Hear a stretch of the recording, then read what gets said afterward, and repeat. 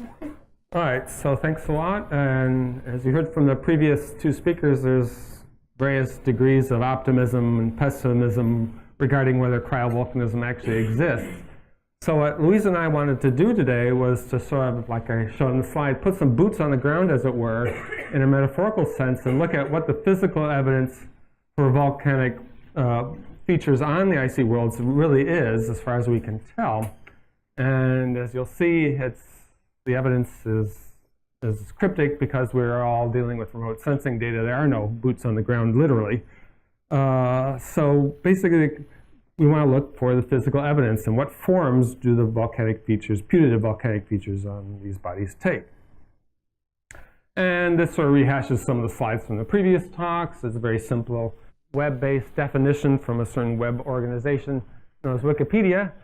Gives this definition of phenomenon resulting from or causing magma, parentheses, molten crustal or mantle material to rise through the crust to form volcanic rocks on the surface, which is all well and good, fairly simple definitions. And we know that silicate volcanism comes in a wide variety of landforms and processes. The question is, are any of these mimicked on icy worlds? And the parenthetic questions to that are, to what degree is magmatism part of that process? And Sarah obviously touched on that in our previous talk, and we're not going to talk too much about that today, but it is an important feature. And what does the role of solid state mobilization or diapirism, how important is that in terms of the volcanic process? I'm actually not going to talk about that too much. I have a couple backup slides if it becomes important later on. Yes. Okay, so this is sort of a pre-summary slide because we've been to the icy bodies. We've sent 4 spacecraft out there now. And the bottom line is that if you believe the evidence that you see, the features that you see, volcanism on the icy worlds may be more extensive and varied in style than is commonly realized. And that's what I hope to try to convince you a little bit of anyway. There are significant differences in morphology from body to body that may be reflected in distance from the sun, which may reflect the physical complexity of the processes going on. An important constraint is that we have no compositional constraints. There is no discrete mapping that shows these putative landforms to have a different composition from anything else. We just don't have the body of data that we need to actually determine it. There are color differences in some cases, but that doesn't tell you what the compositional differences are. And again, the compositional complexity that we see here may relate to distance from the sun. And that's me pouring out lava in the laboratory, Bill's laboratory, many years ago. So that's actually an indication of what the putative ammonia hydrate lava can look like. It looks like honey, basically. So we're going to break this up into 3 broad categories, and you can divide this pie up any way you want. We chose to divide it this way. We're going to talk about low relief, or what we could call floodplains volcanism first. Then we're going to move into higher relief, or what could be constructional features next. And then, if time permits, a little bit about explosive or fumarolic features. Can't possibly do it all in 30 minutes, and if I've left somebody out, please forgive me. There's just a large body of literature to deal with. So the very first indication of cryo or volcanic resurfacing in the outer solar system was Voyager 1 at Ganymede. This is actually a Galileo image, but it just shows the same sort of thing. And the best resolution it got was 100 meters. I'm sorry, 1,000 kilometers. Right, a kilometer or so in resolution, which isn't great, but it showed these broad lanes of bright material crisscrossing the surface and erasing craters. This is older terrain, and all those craters here are erased over in the smooth lanes. And the interpretation was that the high albedo and the low crater counts was due to resurfacing, and the inference was that in this diagram from 1982 that you have grabens and they're flooded by flood basalts or flood ices, as it were. And that stood until Galileo came in more than a decade later, and we got high resolution images at the 100 to 200 meter scale. This one's actually about 20 meters per pixel, I think, something like that. And it showed that these bands were actually much more complicated than we thought. There are areas that are highly tectonized, like this band of bright material here is actually doesn't show any evidence of resurfacing except through intense fracturing. And it gave rise to the term of tectonic resurfacing. So that pendulum actually sort of swung back the other way, away from volcanic resurfacing, until people started looking at the rest of this, the observations. And these bands here, these are sometimes called planks, I think, are relatively flat. There are some striations indicating tectonism. And it sort of swung the pendulum partway back towards the idea of volcanic resurfacing, in the fact that you simply cannot fault your way to smoothness. How do you create this smooth material? How do you erase this highly cratered ancient surface with these broad lanes of material without actually emplacing new material? You sort of have no choice in that matter. The question remains is, how is that resurfacing actually taking place? And let me see, what is my next slide? There's additional evidence from the topography. We have very limited topography on the Galilean satellites, maybe 20% of the surface of Ganymede we have data for, indicating that these lanes are relatively depressed compared to the higher standing ancient crater terrains. There's another band here. This area is actually quite complicated. There's various areas of tectonic resurfacing here, but also these smooth lanes, which we'll see more of in a few moments, that are again depressed maybe 100 meters below the surface, indicating it's been downdropped and infilled with some sort of material. But again, the question is, what is the mechanism of resurfacing? If it is volcanic, is it one vast outpouring of material? Is it microeruptions along individual fractures, cumulatively resurfacing the material over a time period? We just don't know. We never got high enough resolution to actually resolve flow fronts. I think I've got another slide that talks about that in a minute. So the actual physical emplacement mechanism was not observed in terms of our evidence on the ground. So it's an open question as to how this material was emplaced here. We see something crudely similar to that on Europa. These are the pull-apart bands. This was my first ever project, was to map some of these using Voyager data. And you can actually see in these reconstructions from Louise that when you actually close the bands, it matches very perfectly, indicating that, in fact, this is entirely new material. This is not a down-drop graben that's been infilled.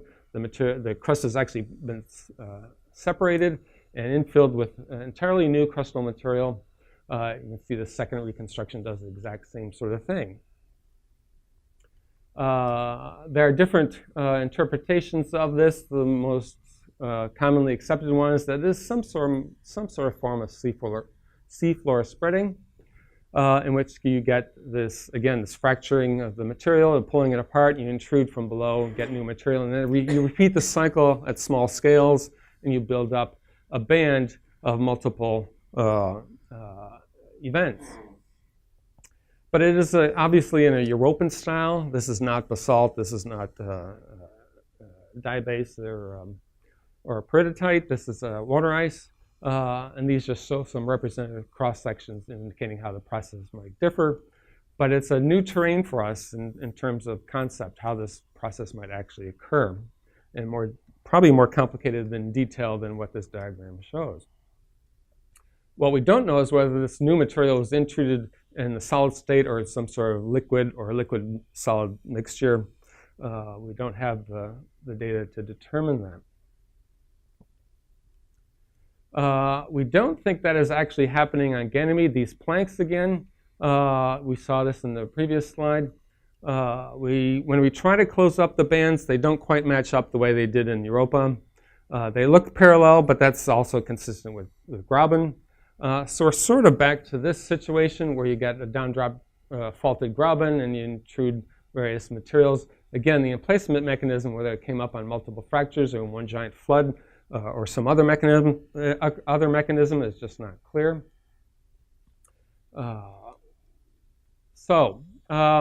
There are other forms of low-relief volcanism on the icy satellites.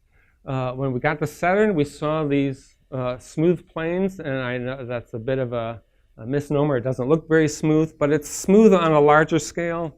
If you look up here, you'll notice that there's a lot of dense, cratering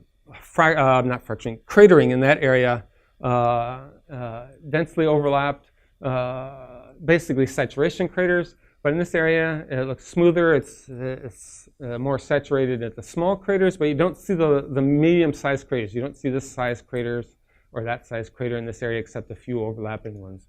And that's actually reflected in the topography across this trace from here to here. You can see that actually sort of down drops, and it's kind of flat lying. You don't see the deep hitting that you see over here, indicating that there's some sort of resurfacing event that happened. But obviously, with this kind of cratering, the record of how that was in place has basically been erased. There's no real way to say how it happened other than the fact that it's more or less flat lying. A better case is that on Dione. Basically, almost the entire leading hemisphere of this satellite has been is formed of these smooth plains. You can see there's some striations over here, light cratering, moderate cratering. There's actually some linear fracture elements snaking across. There's a ridge up here as well. It's a complicated structure. It's actually reminiscent in some ways of what we saw in Enceladus. Removal of large craters, flattening of relief, linear valley networks. Similar to the case of Tethys, the emplacement mechanism is not well understood. It's old. It's got enough cratering that you're sort of erasing what's going on. But the implication is that there's some sort of flooding of low areas.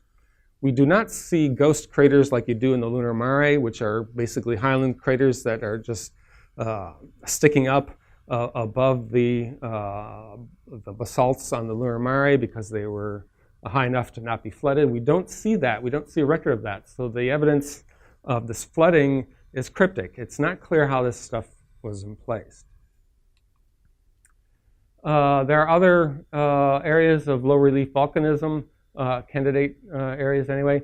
On Triton, I'm actually going to defer this to later discussion. Jeff talked about this a little bit more, but I've got a lot more slides on this because it's a very complicated area and I want to talk about it in detail. So I'm going to defer that a little bit. We were pleasantly surprised at Pluto to see that Charon had this resurfaced terrain, and this is the western half of Vulcan Planitia here. The rest of it goes about over here and up around there. We don't see the southern half because it was in darkness, but you see that's basically lightly cratered, similar, a little bit similar to the Dione plains.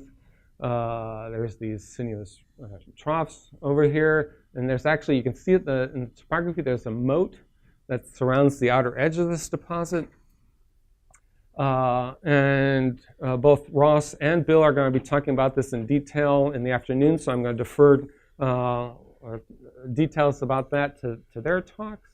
The bounding moat out here does imply a somewhat higher viscosity than the sort of features we saw in Ganymede or Dione. It implies that basically you're seeing the edge of the flow front, basically, as it tries to go over the highlands, which are off scene here. And there's another example of that moat here.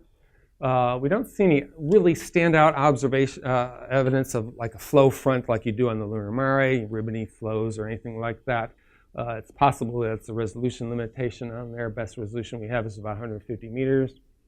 And Ross and Bill are going to talk about whether this is a massive sheet flow or a multitude of flows or perhaps the foundering of crustal blocks that are in the north that were subsequently flooded by material from below. So I'm going to defer that discussion to them and move on to high relief volcanism.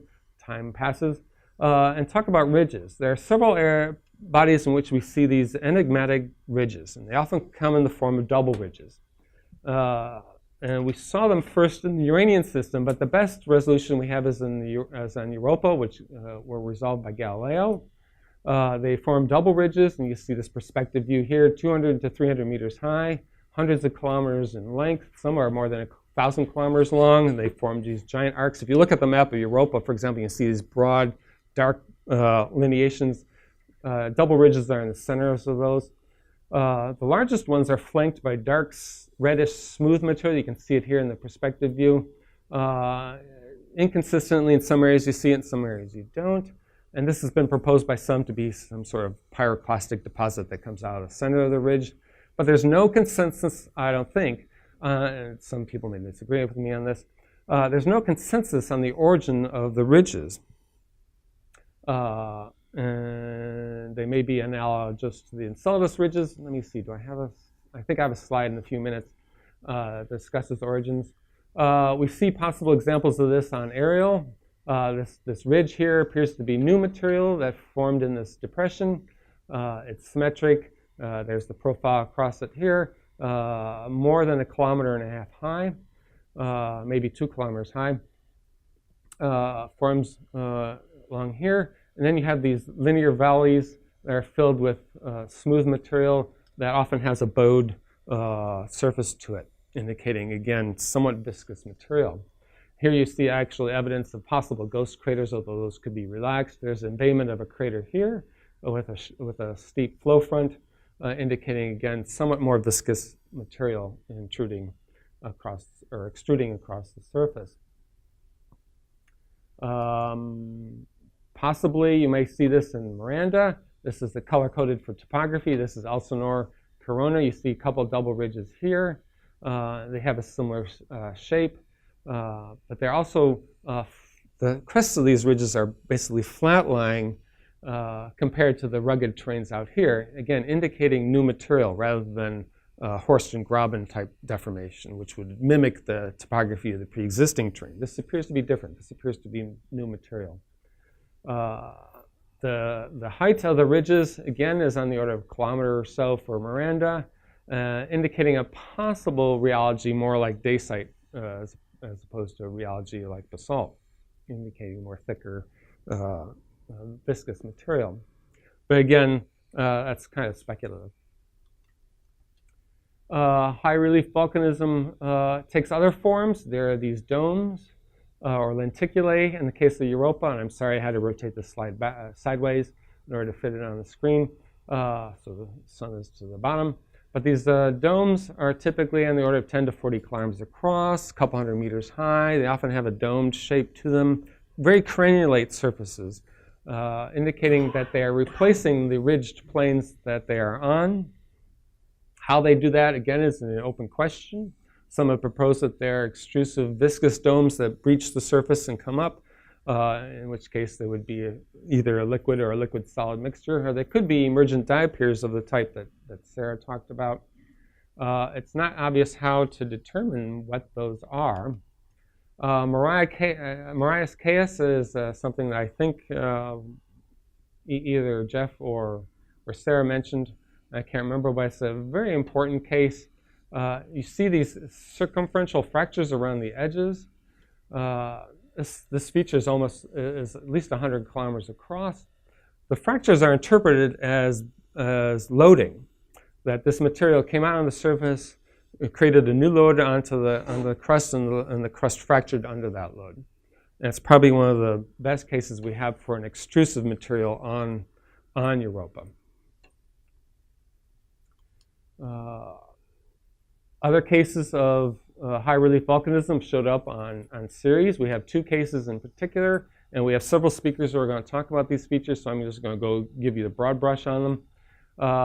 This is Ahuna Mons. This is the volcano that is pretty famous on series.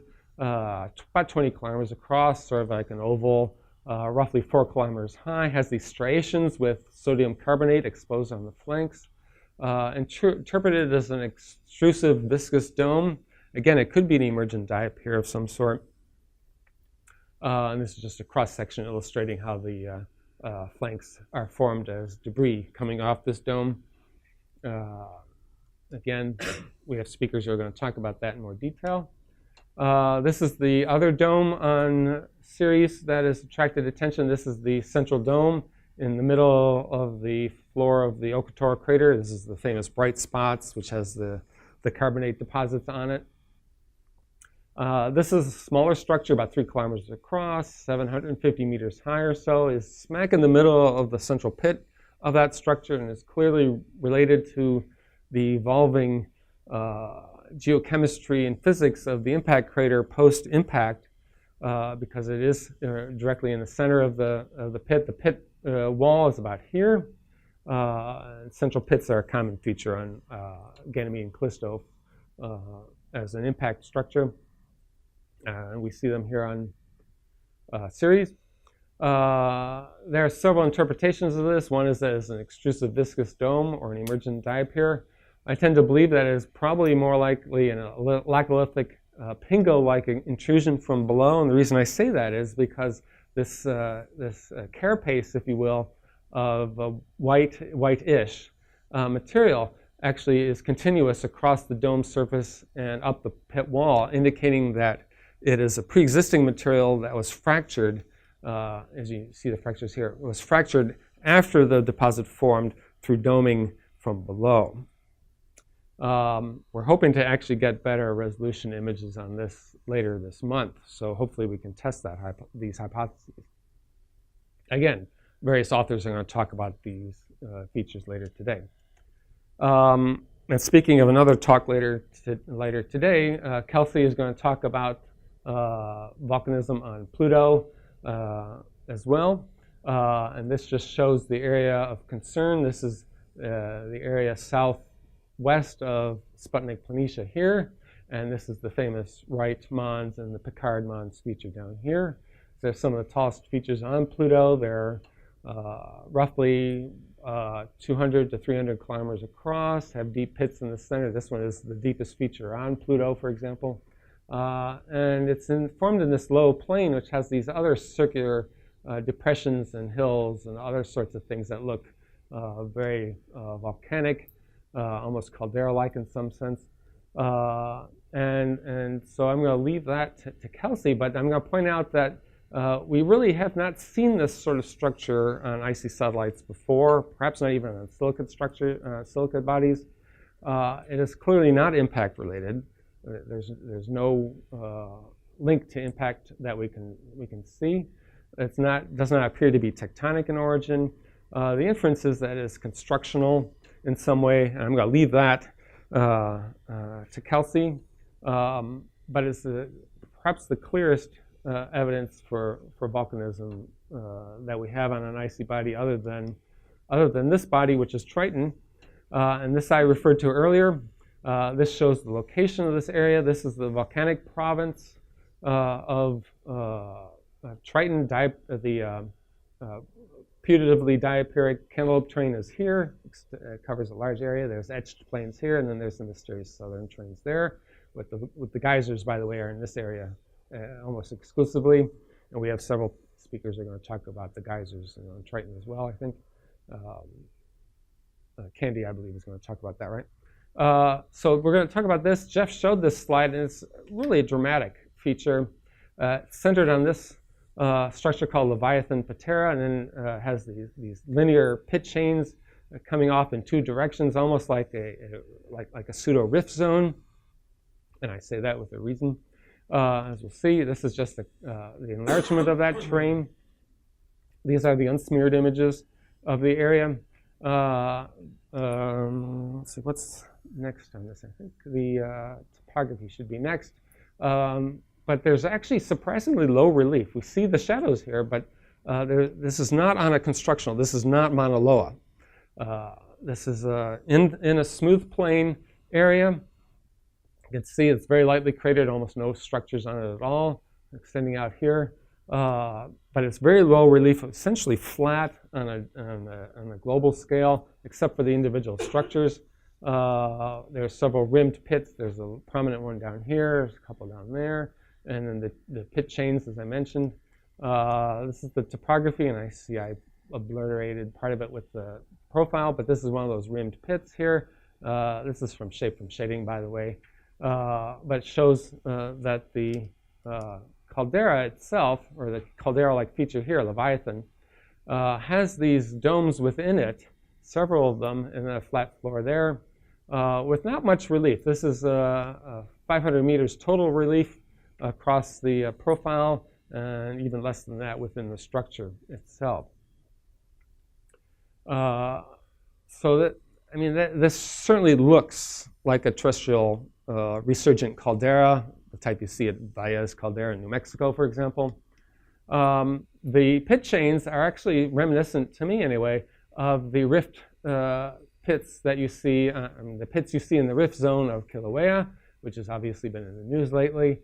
See several pits along its length, but it forms a linear chain that goes along here, and then there's this large structure here, which we don't really understand. There's another chain here.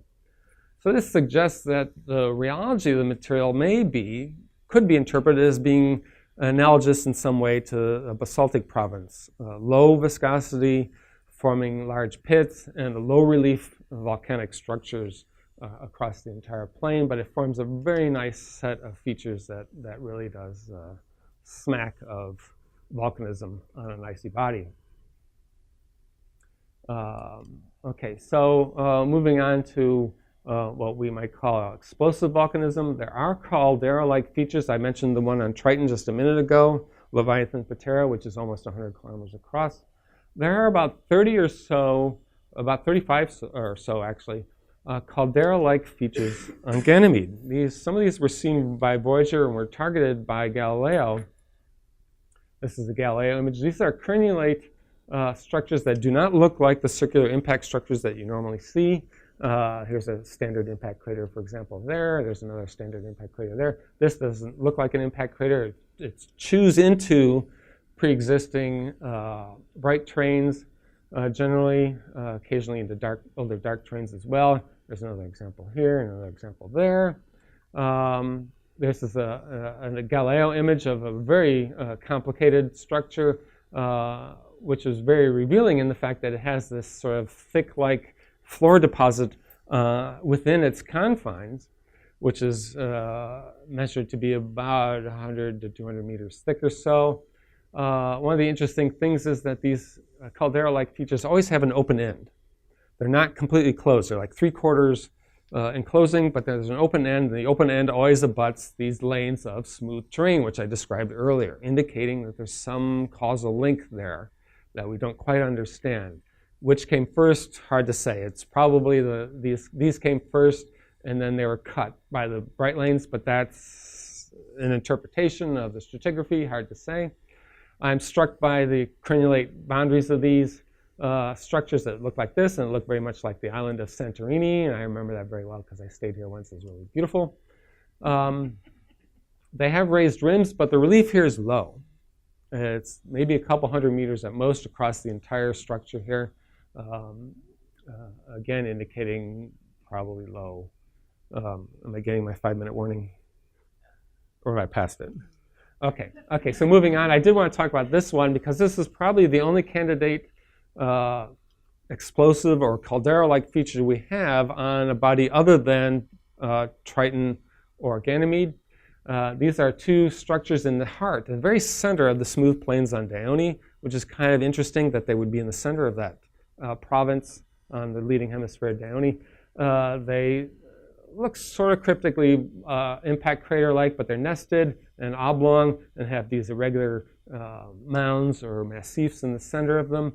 Low relief, much lower relief than the impact craters.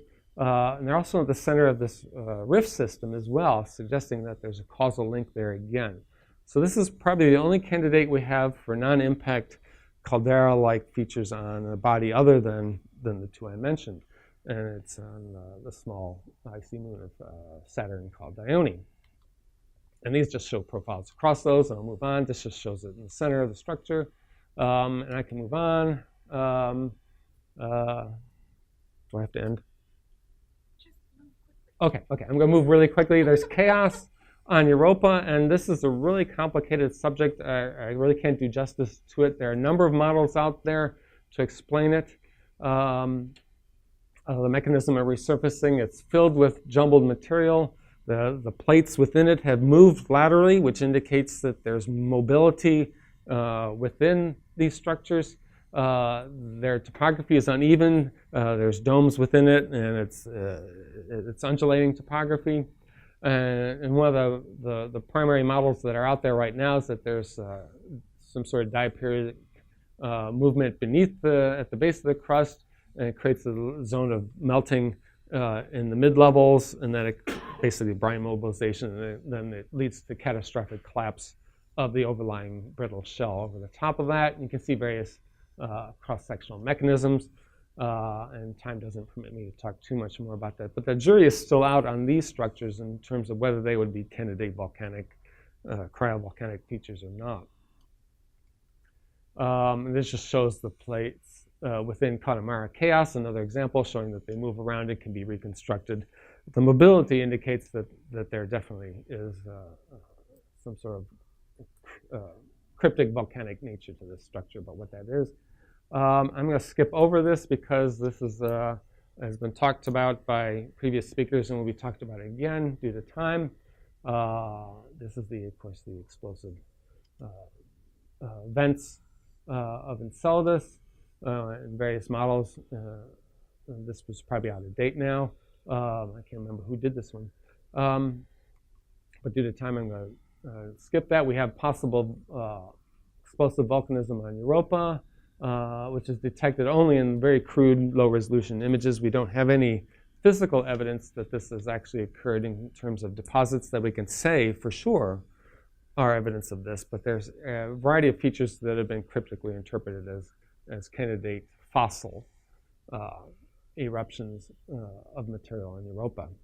The dark double bands that I mentioned earlier are one of those. Okay, so I guess this is the final slide. Basically, what we can say at this point is that we have a wide variety of endogenic resurfacing landforms across the outer solar system. And note I didn't say cryovolcanic, I said endogenic resurfacing. I did that for a reason.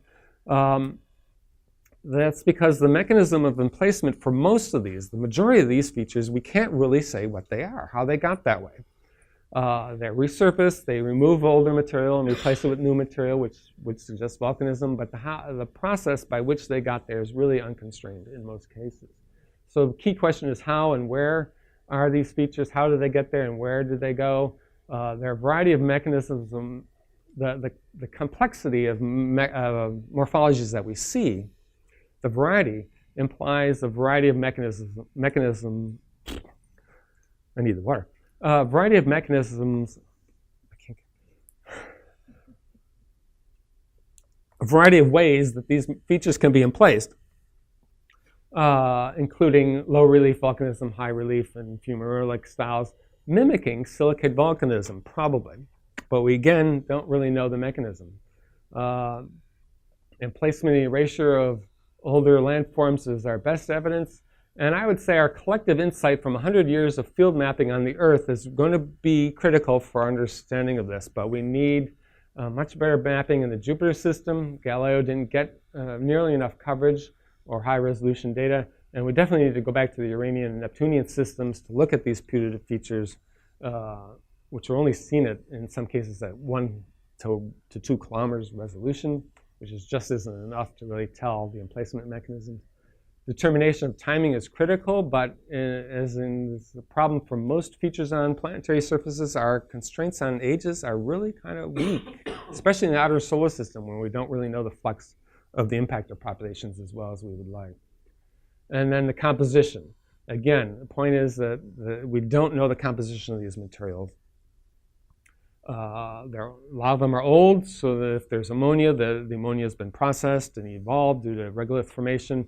And in some cases, like Triton, we just don't have the high-resolution mapping spectroscopy to identify the materials. And I'm going to leave it at that.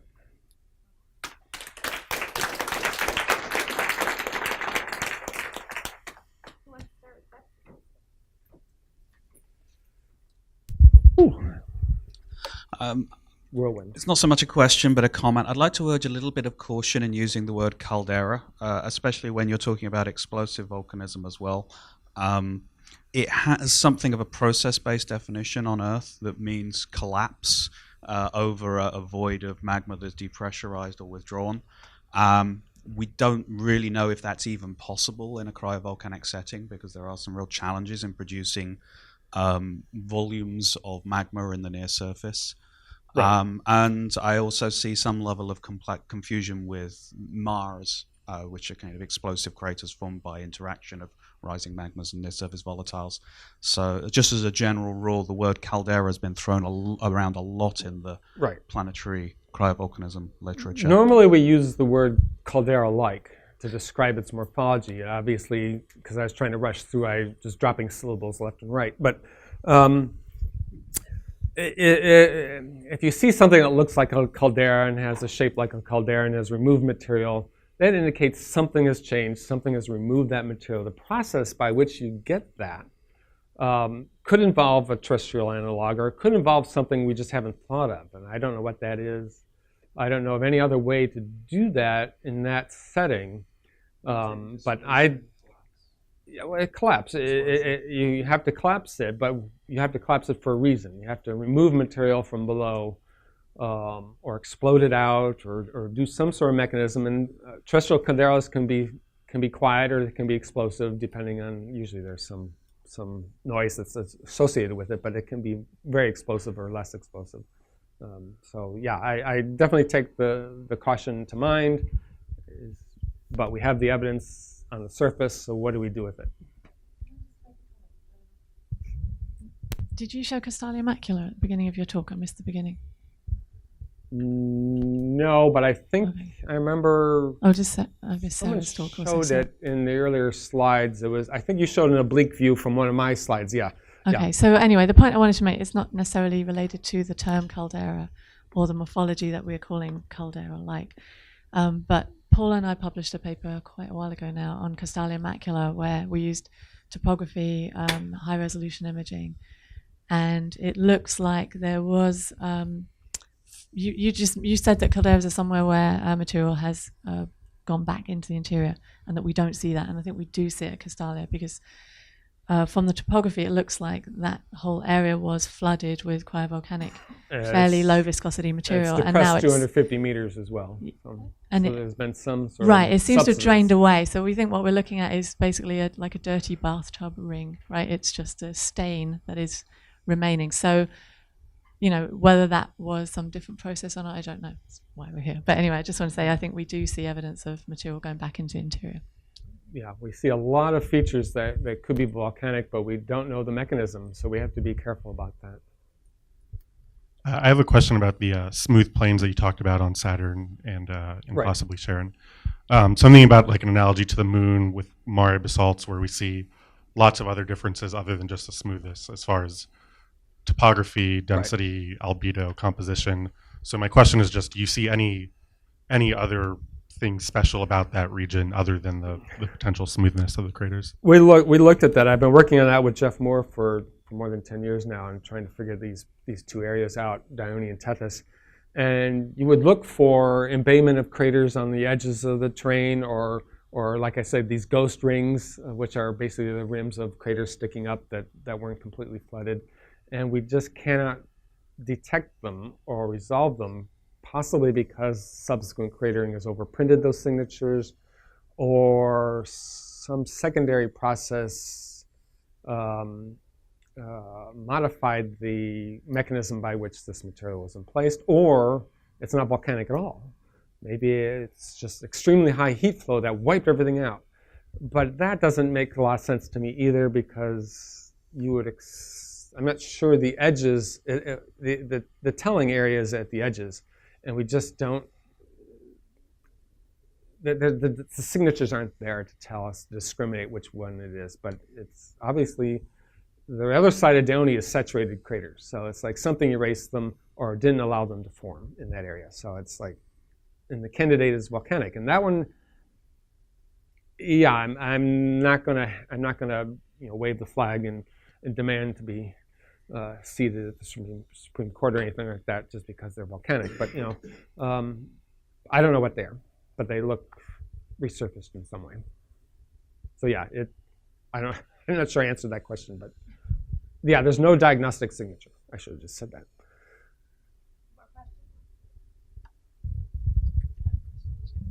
Why is the coastline of Santorini scalloped?